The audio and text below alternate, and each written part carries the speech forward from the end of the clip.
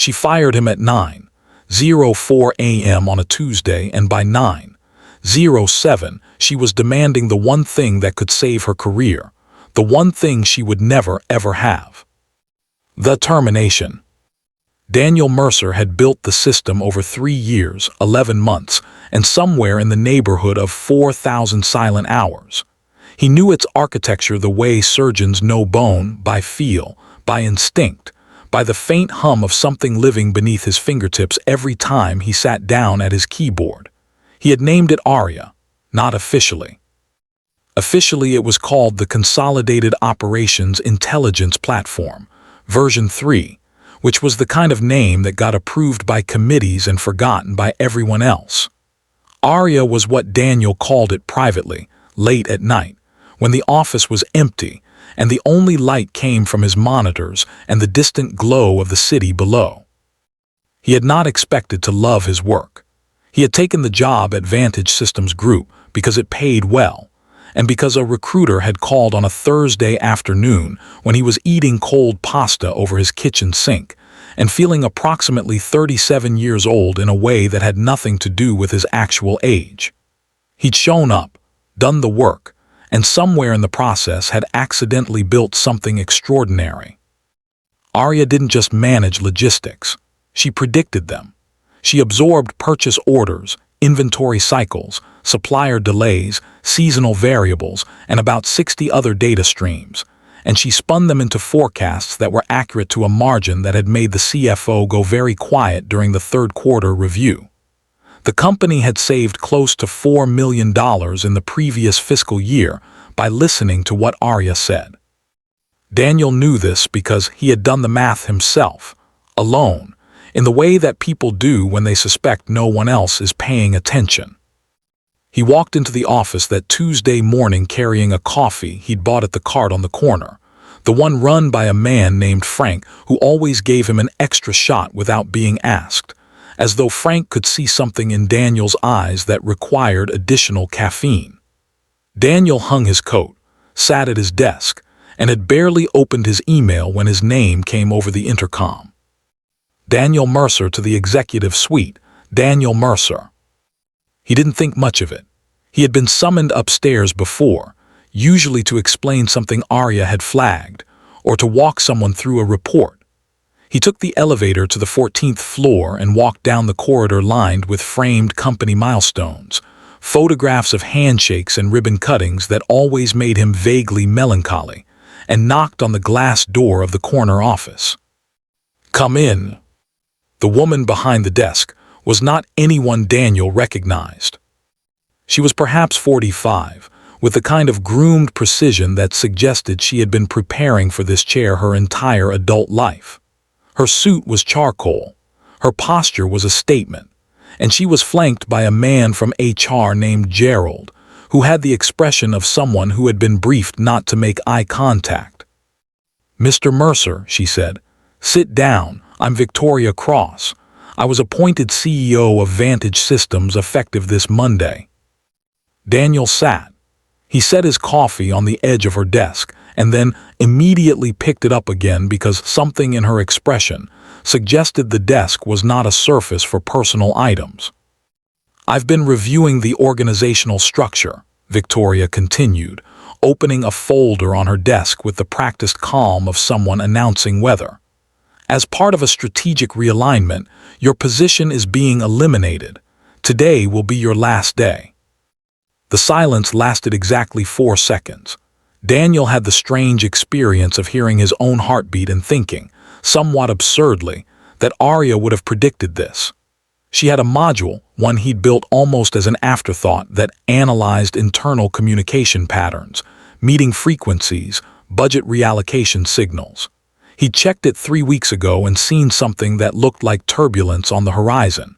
He had told himself he was being paranoid. "I see," he said. Victoria Cross folded her hands. "Gerald has prepared your severance documentation, 2 months' salary, which is consistent with your tenure. You'll have until end of business to clear your personal items and turn over any company materials." "Any company materials," Daniel repeated. "Devices, access credentials, documentation. She paused. And the source code and administrative credentials for the operations platform. We'll need full access transferred immediately. Daniel looked at her, really looked at her, the way you look at someone when you are deciding whether to be polite or precise. The Consolidated Operations Intelligence Platform, he said slowly, was not built on company time. Victoria's composure did not crack, but something behind her eyes became very still, the way a pond goes still right before something breaks the surface. Excuse me. The first 18 months of development, Daniel said, happened before I joined Vantage. I was building the core architecture as a personal project. I have dated version history, commit logs, personal server records, and a provisional patent filing from 2 years ago that predates my employment contract by 16 months. He picked up his coffee. It isn't company property. It's mine. It isn't company property. It's mine. The unraveling. Victoria Cross was not a woman who had gotten where she was by being easily rattled. She had navigated boardrooms, hostile acquisitions, a lawsuit in 2019 that the press had described as contentious, in the way journalists use polite words to mean catastrophic. She had a lawyer on retainer whom she had called more than once on a Sunday. She was not rattled. But she was calculating, and Daniel could see the math happening behind her eyes. Any intellectual property developed in relation to your employment, she said carefully, is subject to the terms of your contract. In relation to my employment, Daniel agreed. Yes, you're welcome to the modules I built after joining, the supplier integration layer, the reporting dashboard, the API connectors. Those are yours. But Arya's core, the predictive engine, the base architecture, the underlying model, I built that in my apartment on my own equipment before I ever heard of Vantage Systems. He paused. I've been carrying this documentation for 3 years. I updated it every 6 months. I was waiting to see if I'd ever need it. Gerald shifted in his chair. It was the first time he had moved since Daniel sat down. Mr. Mercer, Victoria said, I'd encourage you not to be hasty. Your severance. 2 months, Daniel said. Yes, I heard you. She looked at him with the expression people wear when they have underestimated something and are still in the process of realizing it. We use that platform for everything, she said. And for the first time her voice carried something that was not entirely composed. Procurement, logistics, forecasting. The Q4 cycle begins in 3 weeks. Our supplier contracts depend on the projections it generates. If we don't have access, that's a significant operational problem, Daniel acknowledged. I understand. I'm not sure you do. I understand completely, he said. I built the thing. He cleared his desk in 40 minutes. It didn't take long. He was not a man who accumulated much. A framed photo of his dog, Rutherford, taken at the park 2 summers ago. A coffee mug that said world's most adequate engineer. A gift from his former colleague Priya, who had left the company 8 months ago and whose departure had, in retrospect, been a warning he hadn't read correctly. A small succulent in a terracotta pot that he had forgotten to name. He packed these things into a canvas bag. He handed his laptop and his badge to Gerald, who accepted them with the expression of a man watching a slow-motion disaster from a very uncomfortable seat. Daniel signed the severance paperwork because 2 months was 2 months, and because nothing in it precluded what he was going to do next. He had read it. He had read it very carefully. He took the elevator down, walked through the lobby, and stood outside on the sidewalk in the cold morning air. Frank at the corner cart raised an eyebrow. Early lunch. Early retirement, Daniel said. Frank handed him another coffee, the extra shot already in it. Daniel drank it standing on the sidewalk, watching a pigeon investigate a pretzel, and thought about what to do next. He already knew. He had known since the moment Victoria Cross said the word eliminated. The architecture of everything. Arya had been running continuously for 2 years, 7 months and 19 days. She ran on Vantage's servers. Yes, The modules Daniel had built during his employment did. But the core engine, the part that made Arya, the predictive model that the CFO had gone quiet over, pulled its logic from a base layer that lived on Vantage's servers only as a compiled application. The source code, the actual architecture, the weights, the trained model parameters lived on Daniel's personal cloud storage, encrypted, version-controlled, and very much his. He had structured the deployment deliberately, not out of malice. At the time of deployment, there had been no malice to speak of. He had done it because Arya was his work, his real work, the kind of work a person does once or maybe twice in a life, and he had not been willing to hand over total custody without preserving something for himself.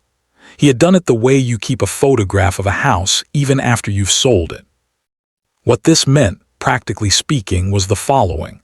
Arya could continue to run on Vantage's servers indefinitely in her current state as the compiled application she had always been. But she could not be updated. She could not be retrained. She could not be modified to accommodate new suppliers, new SKUs, new contract structures. The forecasting logic was frozen as of Daniel's last commit 3 weeks ago. For 3 weeks, this would not matter. For 6 weeks, it would be inconvenient. For 3 months, the length of a full logistics cycle, it would begin to cause real and compounding errors. By 6 months, Arya's predictions would be running on stale data and outdated parameters, and the gap between what she said and what was actually true would grow wide enough to cost the company real money. Daniel had not designed this as a trap. He had designed it as a boundary. The difference mattered to him, even if it wouldn't matter to Victoria Cross. His phone rang at 3:17 that afternoon. He was at home, sitting at his own desk, the real one, the one where Arya had first been born, eating leftover soup and watching Rutherford sleep by the radiator. It was a number he didn't recognize. He answered it. "Mr. Mercer." Victoria Cross's voice had a different quality on the phone. The architectural precision was still there, but something beneath it had changed, a frequency, a tightness. "I'd like to discuss a potential arrangement." "I'm listening," he said. "Our technical team has reviewed the platform architecture." A pause. "They've identified certain dependencies." "Yes," Daniel said. "We would like to discuss licensing, or a consulting arrangement, or..." Another pause, shorter this time, the pause of someone editing themselves mid-sentence. "Or a return to your position." Daniel set down his soup. Rutherford opened one eye. "Tell me what happened," Daniel said, "with my predecessor, with why you were brought in." A longer pause now. "That's not relevant to." "It is to me," he said. "I spent 4 years building something real for that company. I'd like to understand what I was building it for." "I spent 4 years building something real. I'd like to understand what I was building it for." Victoria Cross was quiet for a moment that felt calibrated. The way silences are when a person is deciding not how much to say, but in what order. "The board brought me in to cut costs," she said finally. "I was given a list of positions flagged for elimination. Yours was on it. I made decisions on day 2 based on information she stopped, that I have since revised." "You didn't know what I did," Daniel said. "Not an accusation, just a fact offered plainly." "I knew you managed the operations platform," she said. "I didn't know you owned it." "No one did," Daniel said. "That was, in retrospect, probably my mistake." The negotiation. They met in person 2 days later at a coffee place that was not the Vantage building and was not Daniel's neighborhood, a neutral ground, chosen by mutual agreement via email, which Daniel had drafted with the care usually reserved for legal correspondence. He arrived early. He ordered tea, which he did not actually want, but which felt appropriate for the occasion in a way he couldn't quite articulate. Victoria Cross arrived exactly on time, which told him something. She was wearing a different suit, this one navy, and she sat down across from him with a yellow legal pad and a pen she uncapped with a practiced flick. "I want to be direct," she said. Please, said Daniel. The company needs what you built. The Q4 cycle is in 3 weeks, and without updated model parameters, the supplier forecasting will degrade. My technical team cannot replicate what you've done, not in the time frame available, possibly not at all. She looked at him squarely. I made an error. I'm prepared to correct it. What does that mean practically? He asked. Reinstatement at your previous salary. A revised contract that formally acknowledges the licensing arrangement for the core architecture. You retain IP ownership. Vantage holds an exclusive operational license. She paused. And a title adjustment. Director of Intelligent Systems, with budget authority. Daniel looked at his tea. He thought about the 4 years. He thought about Priya leaving. He thought about the long nights when the city was quiet and Arya was running, and he had felt, briefly and without witnesses, that he had made something that mattered. I want 2 things beyond that, he said. Victoria's pen was ready. Go ahead. First, no position I oversee gets flagged for elimination without my direct review. I won't watch good people get cut because someone on a board wanted a cleaner spreadsheet without understanding what those people actually do. Victoria Cross wrote something on her legal pad. Agreed, within the technical division. Second, Daniel said, I want Arya properly documented. I want every person who depends on her outputs to understand, at some basic level, what she does and how. Black box dependency is how you end up in the situation you're currently in. People should understand the tools they rely on. Victoria looked at him for a moment with an expression that was not quite readable, something between assessment and something that might, in a different light, have been respect. That, she said, is not an unreasonable thing to want. No, Daniel agreed, it isn't. He signed the new contract on a Friday. It was 12 pages, reviewed by a lawyer Daniel had hired for the occasion, a sharp woman named Carmen who had charged him $800 and saved him, by her own estimate, considerably more. The IP clause was clean. The title was real. The budget authority had a number attached to it that made Carmen raise both eyebrows briefly before smoothing them back down. Daniel took the train home. He stopped at Frank's cart even though it was 4 in the afternoon, and he didn't need coffee. You're back, Frank said, with the perceptiveness of a man who had watched this particular street corner for 12 years. Starting Monday, Daniel said. Frank handed him a coffee, extra shot without asking. Good, he said, you look too young to be. The thing about building an intelligent system is that you inevitably build something that reflects how you think.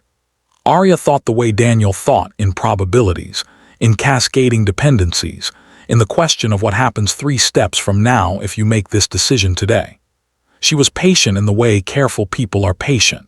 She flagged problems early and quietly, before they became emergencies, because emergencies were expensive and prevention was elegant. He spent his first week back updating her parameters, feeding her 3 weeks of missing data, retraining the supplier delay models, refreshing the seasonal weights. It was painstaking work, the kind of work that doesn't look impressive to anyone watching but that holds everything else together. He did it methodically, the way he did everything methodically, and by Friday afternoon Arya was current and running clean, and her Q4 forecasts had already identified a potential supply chain bottleneck in the Pacific Northwest distribution node that would have cost the company, by Daniel's conservative estimate, about $500,000 to discover in December. He sent the alert to Victoria Cross at 4:47 p.m. She responded at 4:52, addressed thank you. 5 words, no more, but something in their plainness felt like a language they were both still learning, the language of working together without pretense, without the organizational performance of hierarchy and positioning. Just 2 people trying to make something run correctly. He was not naive about it. Victoria Cross had not become a different person. She was still a cost-cutter by nature, still the kind of executive who moved quickly and sometimes moved wrong. She would make more decisions without enough information. There would be more friction. He knew this. But he also knew something she hadn't known on that Tuesday morning when she had said the word eliminated, that the most valuable things in a company are often the things that are hardest to see until they're gone. The systems that run quietly, the people who maintain them, the years of invisible labor that accumulate into something that saves millions and asks for nothing but to be left alone to work. Arya had known this in her way. She had the data. On the last Friday of October, Daniel stayed late. The office emptied around him in the way it always had, the gradual quieting, the lights going off in sections, the distant sound of the elevator settling. He sat at his desk in the near dark and ran a full diagnostic on Arya's new architecture. Everything was clean. Everything was running. He thought about the version of that Tuesday morning in which he had simply handed over the credentials, in which he had not known his own rights, or had known them and decided they weren't worth the trouble. There were a dozen small decisions: the provisional patent filing, the version-controlled personal backups, the deliberate separation of the base layer from the deployed application, each of which had seemed at the time like excessive caution, like the behavior of a man who worried too much. He had worried too much, and it had been exactly enough. Rutherford was at home, probably asleep by the radiator. Carmen, the lawyer, had sent him a short note that said only, "Nice work. Call me if you need me again."